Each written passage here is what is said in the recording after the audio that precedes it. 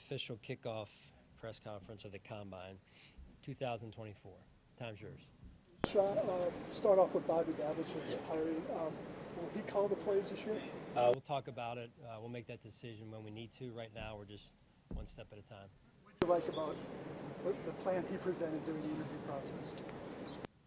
Well, number one, I would say is I've had a chance to be around Bobby for a number of years, and that interview has taken place over a number of years, not just one sit down. So, Bobby's always been a highly energetic young coach, comes from a coaching family and a coaching background, and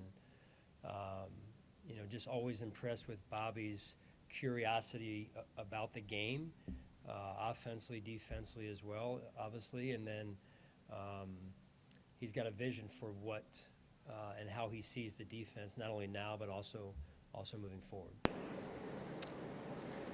Let's follow up on your defensive staff, some new faces, some younger faces. How much do you think that will have an impact to get some fresh views? Well, yeah, anytime you can. I mean, continuity is certainly important, but there's some good things that come with some newness as well. To your point of some new ideas, some look at what we've done. It has been good. Can it be better, right? And so you always want to go into those meetings with an open mind and a growth mindset of, hey, you get an outside person's perspective, at least a little bit on, hey, what else is going on out there that you may know of, some of which some of the new coaches are from college as well, so that'll offer another dimension to us. Kind of along those lines, how do you evaluate, now there's been a couple weeks since the season ended, how do you evaluate your job as a play caller and just your performance throughout the course of the season? Me specifically? Well, you can always improve. I think that's where you start. You start with yourself and say, hey, what could I have done better? And I thought defensively we performed well overall through managing some through injuries. But so you're always trying to gain 6 inches on every play to make sure, hey, how could I have gotten us a little bit closer to the ball, a little bit closer to the play? So, I'm very confident myself as a play caller, very confident myself as a defensive coach, to your question. And so I'm excited to see where this goes with Bobby and I tied at the hip here. Sean, the competition committee, how did that come about? Why did you decide that that's something you wanted to be involved in? How it came about is a better question for the league. I'm not really sure how that soup gets put together every year. But I received a call from Troy Vincent a few weeks ago, and it was actually a text the night before that I saw, and a little bit of my heart started going a little bit, because I'm like, hey, what didn't we do right?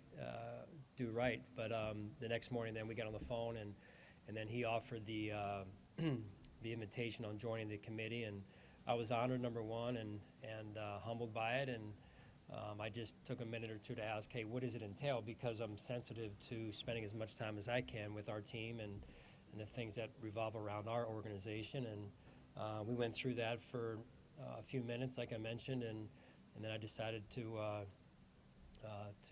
accept the invitation. So I'm honored, like I said, and received a great text from Bill Polian a few days ago, and Bill is Bill. He's a legend, right? And so he served on the committee years ago, and the words he used with me were that he felt like were important years ago, I believe are important and make a lot of sense, and he said, be a guardian of the game, and I think that's important, right? It's easy for one to go into these meetings and say, well, this is what's important for the Buffalo Bills, or this is what's important for my team, if you're Mike Tomlin or whoever else is in there.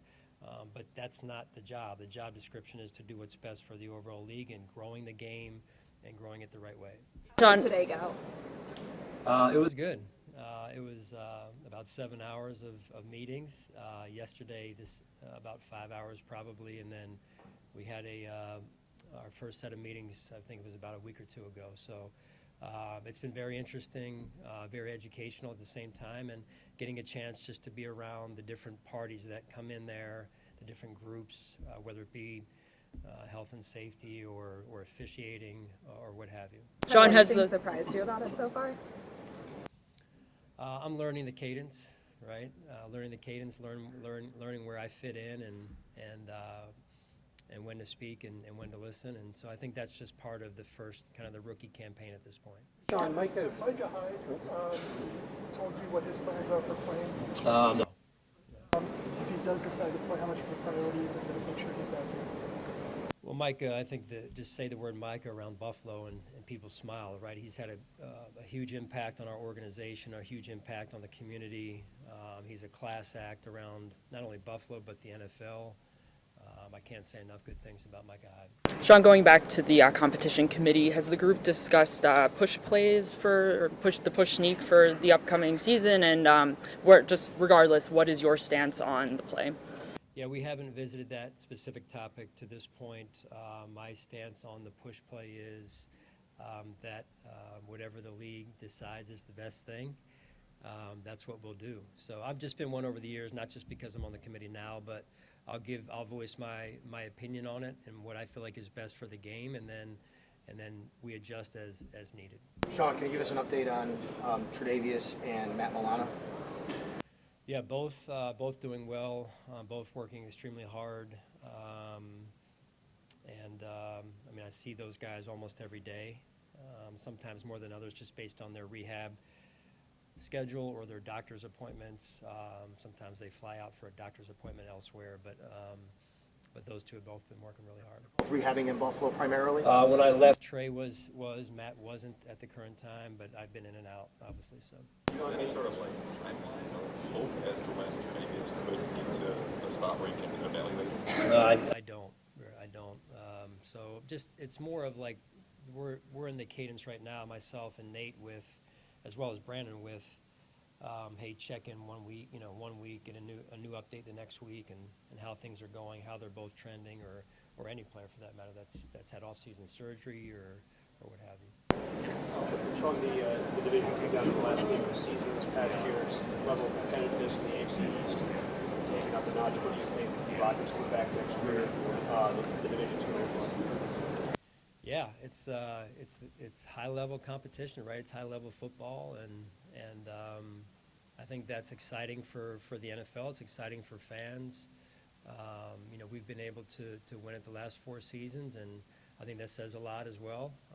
This season came down to the last game, which was I think a great game to watch if you were a fan, from an exciting standpoint, and so the league continues to evolve and grow. The AFC East, the AFC overall. We know what Kansas City has done. We know what Cincinnati and some of the other teams are capable of doing as well. So, again, extremely proud of what we've been able to accomplish to this point, with more work to be done. Joe Brady get the full offseason as that coordinator spot. What kind of stamp do you think he'll put on the scheme? It's like anything else. When you take over, and you take over on a 7-8 game number count or game count, whatever it was, you're able to do some things, but you're not really able to do everything you want to do. And so I think you probably saw some of what Joe wants to do, but not all of it naturally. And so we were able to add an offensive staff member with Ronald Curry there that Joe has a history with as well. So that comfort level was important for Joe and for us moving forward here. And so I'm excited about that, and excited to see also some of the evolution of our offense this offseason, to your point, and not also though getting too far away from what's been good for us and what's been good for Josh. You were playing at Woodland, where were you of Ronald Curry and Hampton? I was pretty aware of RC. I mean that's a lot of what you heard about, right? And you hear about a lot of the talent that's over in that Tidewater, Chesapeake area, and he was certainly a big name. My roommate was from that area as well and played at Deep Creek, which is near Hampton. Did you watch the Super Bowl, and what was your takeaway after you saw Patrick Mahomes and Andy Reid win another one? Yeah, I did watch the Super Bowl. As hard as it is to watch it, I think it's a necessary evil because you can learn from it. And listen, as much as you want, we want to be there. I want to be there. Our fans want us to be there. You have to respect what they've been able to accomplish and how they've been able to do it. High level, of play, high level of leadership, high level of execution. Did you learn from it? I don't think you can boil it down to just one word or one sentence, but just what I shared just with you with the execution, the level of play, the level of just competitiveness overall, the level of leadership. I've been mostly impressed with those three areas. Patrick Mahomes gets the ball in overtime. Do you go, I've seen how this plays out before, just knowing what he's able to do in crunch time? I think everyone around the league now knows that, right? We've experienced that. We've also been on the winning side of that too. So he's as tough as there is out there, whether it is overtime or the start of the game. He's as good as there is, and that's why he's winning the Super Bowls he has. At the end of the year, you and Brandon talked about explosive plays.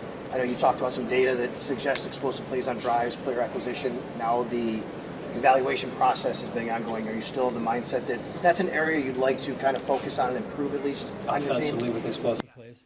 Yeah, I mean, I think you've got to be able to get the ball either thrown down the field or you got to be able to complete it short and then have it run down the field, whether it's via rack or throwing the ball down the field and completing it on deeper passes. So, the game's changing a little bit too, though, with defenses going to more split safety looks and more zone versus man, and so it's kind of forcing quarterbacks or offenses to be a little bit more patient at times. Excuse me. So the value of rack is important then, right? If you're gonna throw it short, you better be able to take it from 5 to 15 or to 50. And I think that's an important piece as well. Sean, when you get a safety in a meeting this week, how do you challenge him about his football IQ and how he fits into what you guys do? Yeah, I mean, that's a great question. I feel like overall, playing the safety position is different than playing any other position on the field. Not only do you have to be able to play the position, but you've got to be able to lead and communicate back there and be able to see the game, big picture, and then be able to cut it down to a smaller picture. And that doesn't always occur at all those other positions on defense. So it's for us, it's a position I've played and have experience coaching, and I think that's one of the values of Bobby as well. He's coached it at a high level, and so being around the great safeties we've been fortunate to be around as coaches, Micah, Jordan, Brian Dawkins, over the years, Quentin Michael Lewis, I mean, the list goes on and on, right? Kurt Coleman, I mean, I'm going to leave some out that I'll probably get a text that I didn't mention here, but you're fortunate when you're a coach and being able to coach those players because you learn things from them as well that you carry forward in your career. I'm Bobby. You were a first-time defensive coordinator at one point. During these conversations, how excited is he at the proposition of maybe calling the defense?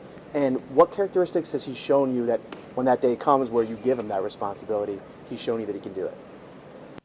Well, number one, you've got to be able to think on your feet. You don't have the ability to sit at home and, hey, rewind that play and then make a call, right? So you've got to be able to quickly process down and distance, personnel, situation in the game, what has happened before that play, what could happen after that, what you're setting up perhaps.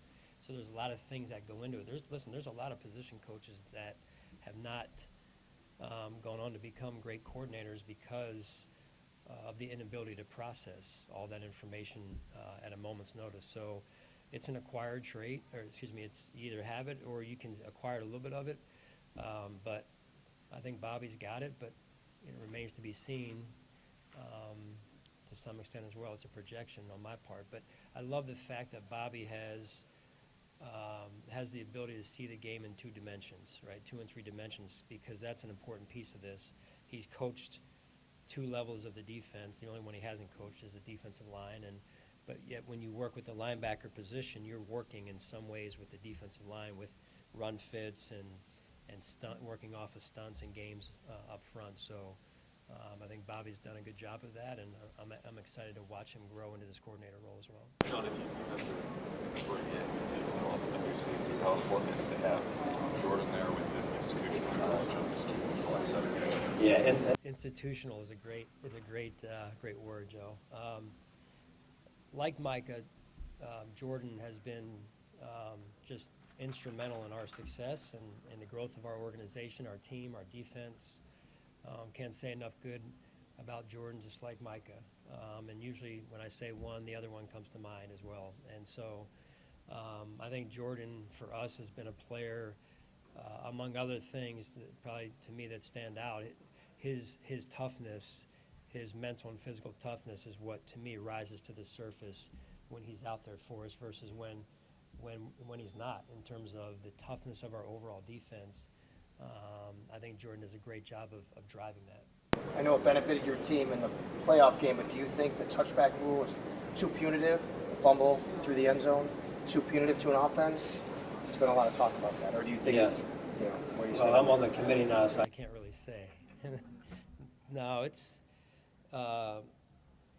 certainly benefited us in that situation, but it is something that you try and teach and you try and coach it as well. Hey, if you're going to reach, you're only reaching on fourth down, right? And so I'm not suggesting that that's easy, but that's the coaching point for our players, and so again we'll do what's best for the game, and we'll see how all that works itself out. How do you feel this success that you've had over the last 5 to 7 years with letting your coordinators kind of put their own stamp on the offense? Yeah, that's important.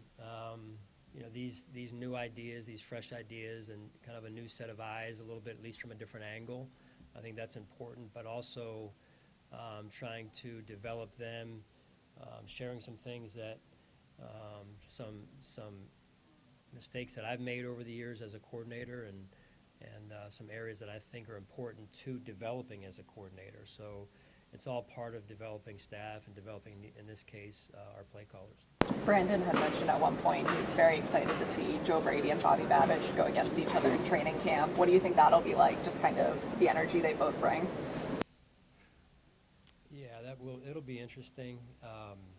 They're both fiery guys, which I love. I love that about them, because I think what happens is when you're a certain way, that personality bleeds into your unit, right, that you're coaching, or your position that you're coaching. And so I want our players to have that fire. I want our players to have that type of personality, that energy daily. And Joe has that.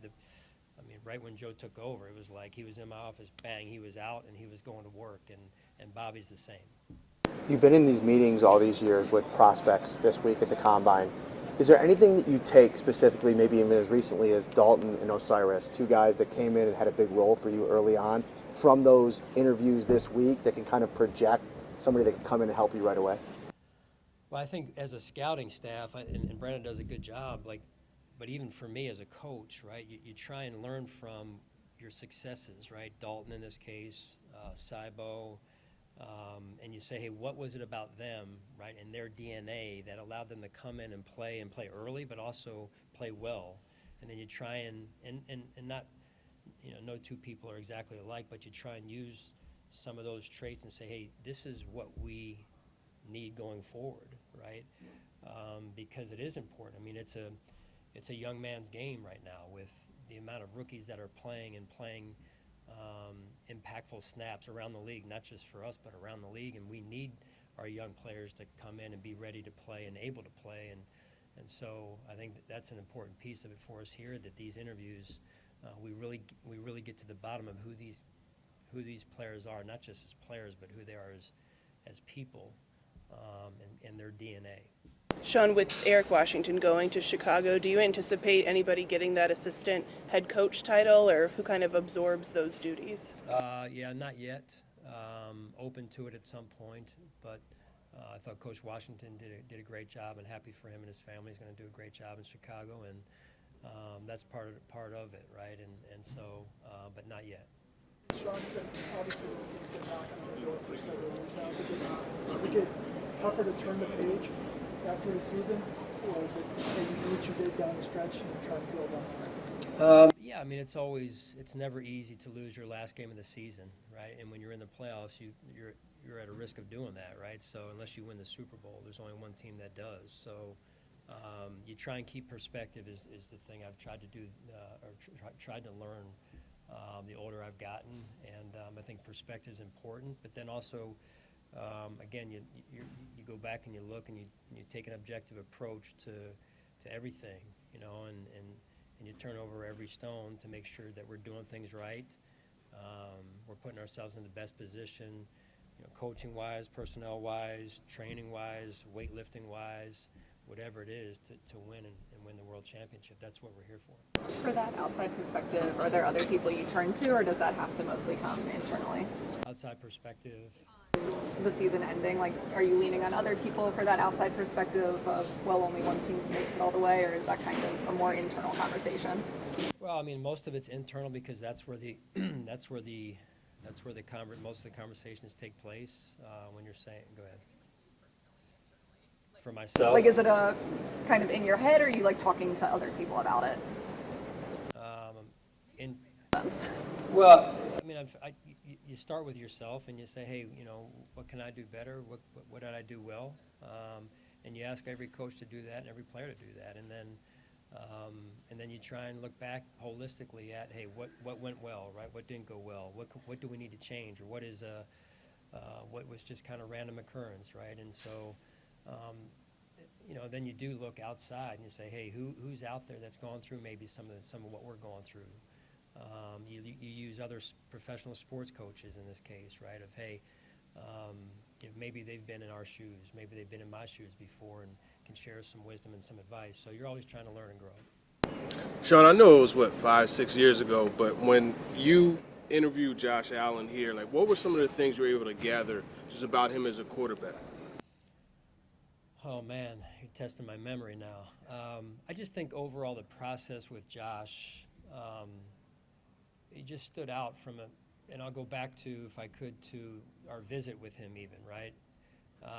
He drove, I think it was like an hour and a half or 2 hours to make the appointment for us at dinner, because he had just flown back from somewhere else, and I think that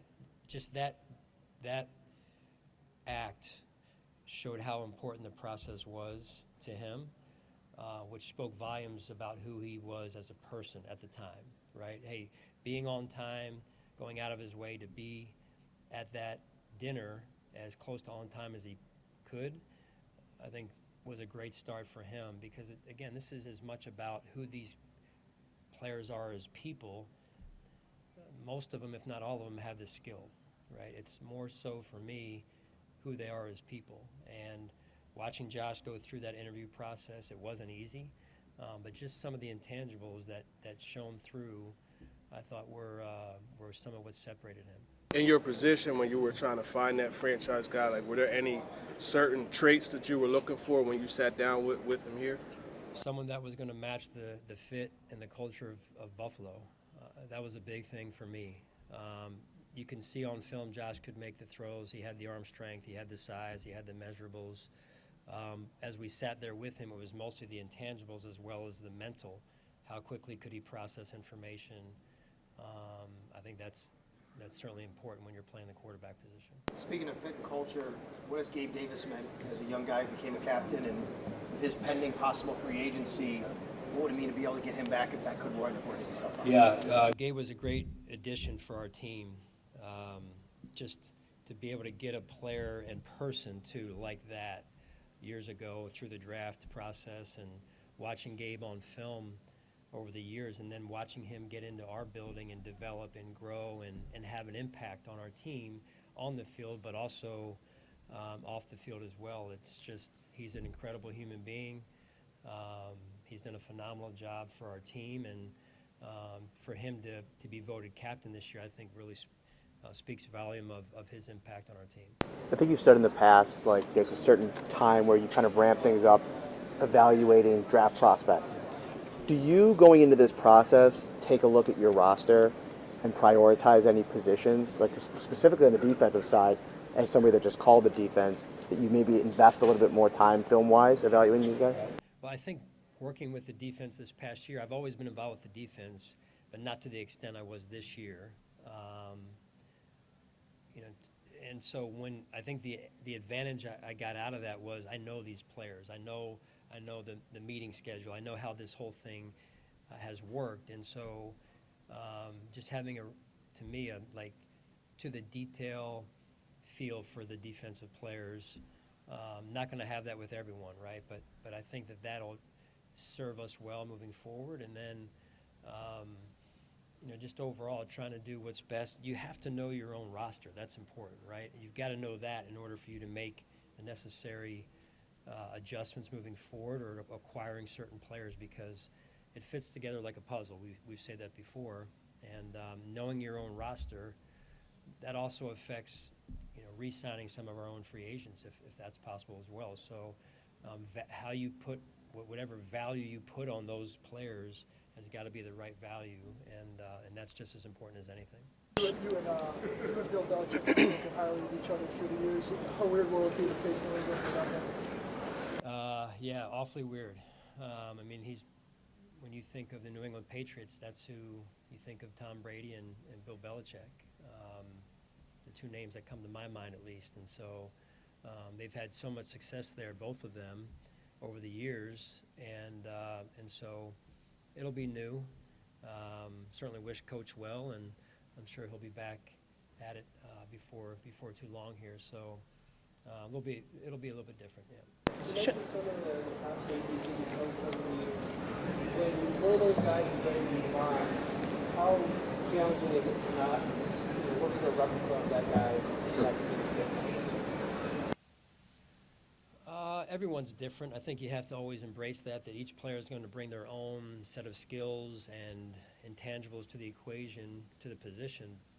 But having said that, I also think that when you've been able to be around a Brian Dawkins and coach a Brian Dawkins, you take that what you learn from that experience and say, hey, this is kind of the height, this is kind of the weight, this is kind of the skill set that I'm looking for in that position. And not that you're going to be able to totally replicate Brian Dawkins. I'm not suggesting that at all. But no different when you're able to coach a Luke Kuechly or a Thomas Davis and just you just learn from those experiences. And you're fortunate as a coach to be around players like that. And you're saying, okay, if I could take two out of the three main traits that each one of those guys had, so you're using that to your advantage to when you're looking and evaluating players to say, hey, I'd love to have that, because that is a critical factor at that position. So in the scouting world, you can evaluate a lot of different traits, right? But you try and prioritize what's important, the top three things at each position, because when you're going into it, you're not going to find, at least down lower in the rounds, you're not going to find all five that you want. So what are the three most important ones, or the two most important ones? And so I think that's important, that you know what's important to you as you're looking to acquire that skill. Sean, when you talk about evaluating draft prospects and looking at their intangibles, is looking at body language or reading their body language in meetings or on tape, things like that, is that something that you consider or analyze when you're making those decisions? It absolutely is. Yeah, it absolutely is. And I've got young kids that are playing sports now that their coaches I hear their coaches talking to them about body language, and I think that's huge because it's just as important as anything when you're out there. We talk a lot about it in our building, and you're through your body language, you're either adding to us or you're taking away from our environment, like minute to minute. And I'm judging some of your body languages right now. So some of you are bored, some of you are into this, some of you aren't, right? So. No, I think it's huge. Yeah. Sean, at the end of the season, you talked about the inconsistencies on special teams, just the decision to keep Smiley, and when you evaluated things after some time, what did you pick up on and maybe changes to make for next season? Well, there were certainly some things that we can do better from this past season, Elena, on special teams, and Coach and I talked about that, and I think you go back through this year, but then you also go back to Coach's first season where the numbers were better.